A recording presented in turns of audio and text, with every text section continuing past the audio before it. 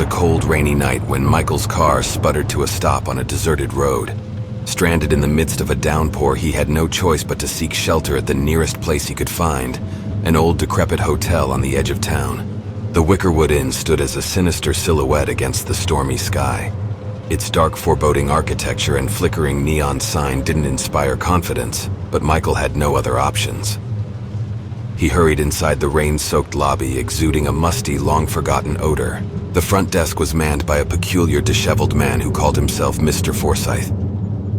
His eyes bore an unsettling glint as he handed Michael a tarnished key to room 66. No one stayed there in years. Mr. Forsyth mumbled his voice, a barely audible rasp. With a sigh, Michael ventured down the dimly lit hallway, his footsteps echoing in the silence. The eerie creaking of the floorboards underfoot sent shivers down his spine. Room 66 was tucked away in a forgotten corner of the hotel. As he entered the room, a feeling of dread washed over him. The air was heavy and chilled, and an oppressive silence filled the space.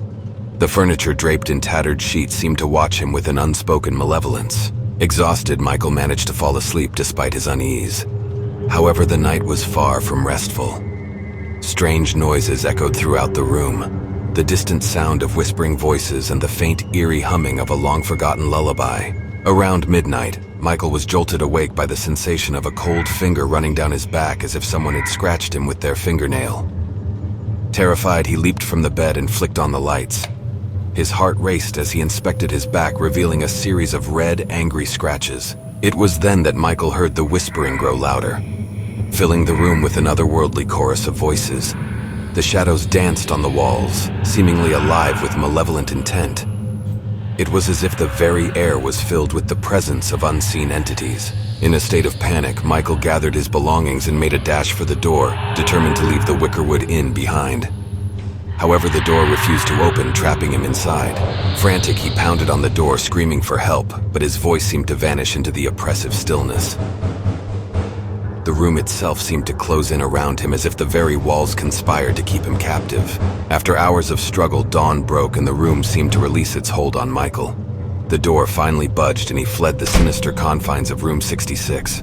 Outside, the rain had stopped and the sun cast a feeble glow on the horizon. Michael's scratches had inexplicably disappeared, leaving behind only his nightmarish memories.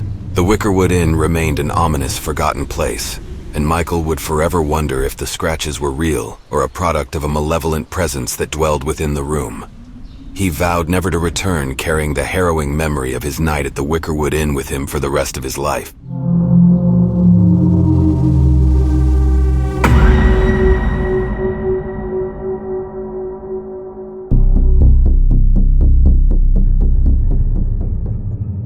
In the heart of the bustling New York City, hidden away in a dimly lit alley, there was a restaurant that had remained a well-kept secret.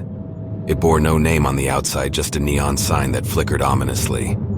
This was the place where Charlie's ill-fated dinner date would take a terrifying turn. Charlie had met a girl named Sarah on Instagram just a few days before, and their conversations had been filled with excitement and anticipation. Sarah was a photographer who seemed adventurous and charming. She had suggested they meet at a unique, off-the-beaten-path restaurant, an idea that intrigued Charlie. As he approached the restaurant, he couldn't help but feel a twinge of unease. The dimly lit entrance and the strange patrons who entered sent shivers down his spine. Nonetheless, he decided to go inside, telling himself it was just pre-date jitters. Inside, Sarah was waiting at a corner table, her striking features bathed in the eerie glow of the crimson lanterns that hung above. She greeted him with a warm smile, and her charm soon put him at ease. They chatted, enjoying their meals and sharing stories as the hours passed. However, as the night wore on, Sarah's demeanor began to change. Her laughter grew strained and her eyes took on a malevolent glint. The once inviting atmosphere of the restaurant now seemed suffocating, as if the walls were closing in. When Charlie excused himself to go to the restroom, he couldn't help but overhear a hushed conversation between Sarah and a group of strangers who had entered the restaurant after he arrived. They whispered of a plan and spoke in cryptic code words that made his heart race. Charlie knew he needed to escape, but he couldn't simply walk out. Panic coursed through him as he realized that he was seated far from the exit and Sarah and her group were watching his every move. When he returned to the table, Sarah's smile had turned into a sinister grin. Desperation drove him to concoct a daring escape plan. Pretending to have left something in his car, he asked Sarah for her permission to step out for a moment. Her agreement was laced with malice, but she seemed unaware that Charlie had his keys in his pocket. He dashed out of the restaurant, his heart pounding, and made a beeline for his car. Before he could start the engine, Sarah and her mysterious companions emerged from the restaurant, their intentions clear.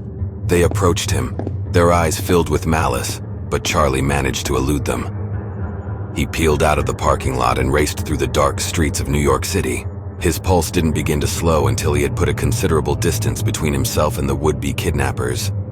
In his rearview mirror, he saw Sarah and her friends standing by their car, baffled and infuriated by his daring escape.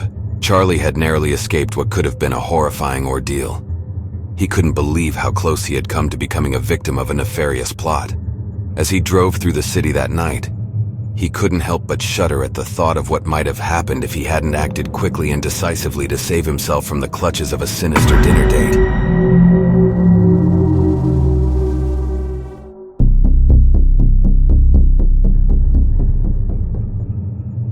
Late one ominous moonless night, Joe and his girlfriend Emily decided to take a spontaneous late-night drive in the winding hills near Nevada.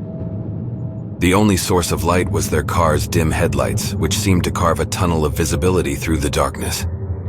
Their laughter filled the interior of the car, blending with the melancholic hum of the engine. As they ventured deeper into the hills, the winding roads began to twist and turn unpredictably. Joe's confidence waned as he realized that he had lost his bearings. The GPS signal was non-existent, leaving them without a digital lifeline. The eerie silence of the forest closed in around them, and the two lovers were now faced with the reality that they were utterly lost. Just when their unease was reaching its peak, they stumbled upon an old dilapidated sign that read, "Welcome to Crescent Hollow." The town which they had never heard of seemed to be their only hope of finding directions.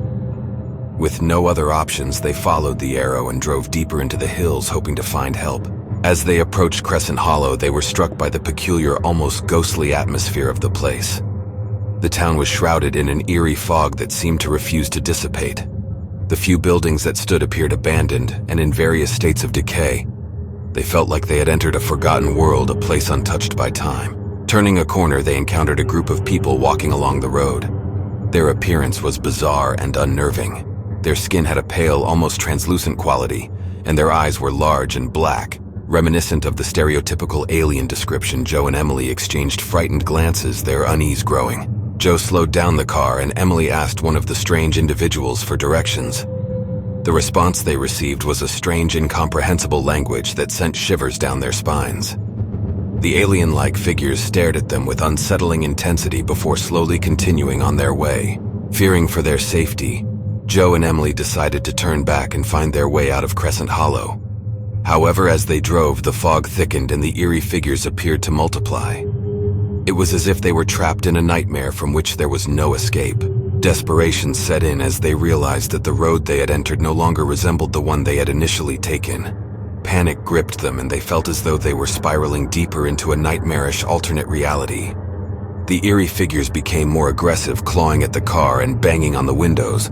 With trembling hands and racing hearts, Joe floored the gas pedal and sped through the thick fog, narrowly avoiding the grotesque figures.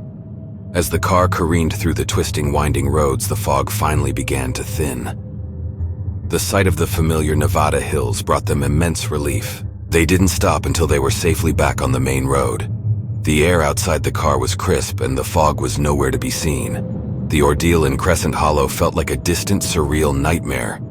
They knew they had experienced something inexplicable, but they were grateful to be free from its clutches. To this day, Joe and Emily can't explain what happened in those hills near Nevada, and they're not sure if anyone would believe their story. All they know is that they escaped from a place that defied all reason, and they will never forget the night they found themselves in the clutches of a nightmare beyond their wildest imagination.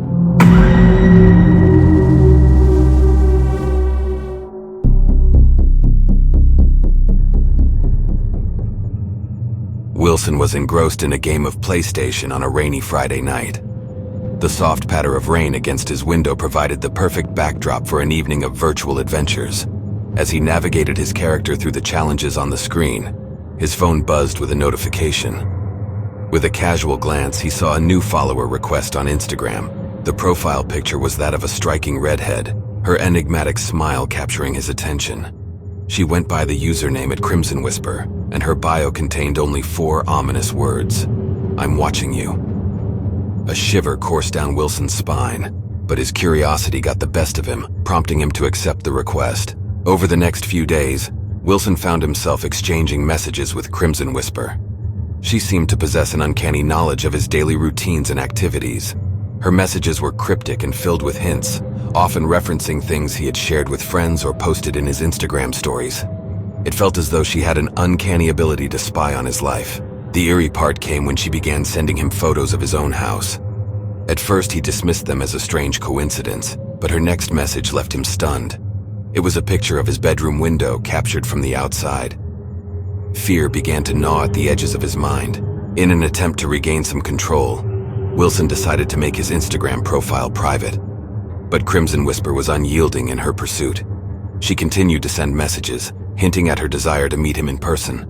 The messages grew increasingly unsettling, and Wilson's unease deepened. One night, as Wilson sat alone in his dimly lit living room, his phone buzzed with a new message from Crimson Whisper.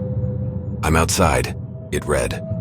Panic surged through him, and he scrambled to lock all his doors and draw the blinds.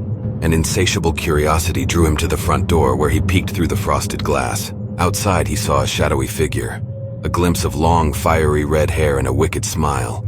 It was her. Crimson Whisper had materialized in the real world, standing on his porch. Terrified, Wilson retreated further into his house and dialed 911. He whispered his address into the phone, and his heart raced as he heard her whispering growing closer. A loud crash against the front door suggested that she was trying to break in. The police arrived just in the nick of time, their sirens blaring. They discovered Wilson huddled in a corner, his face drained of color. Crimson Whisper had vanished, leaving a chilling message scrawled on his living room wall. "I'll be back." Wilson never uncovered the true identity of Crimson Whisper, and her haunting presence continued to cast a shadow over his life. The story serves as a stark reminder of the eerie ways the internet can creep into one's reality, making them question the safety of their own home.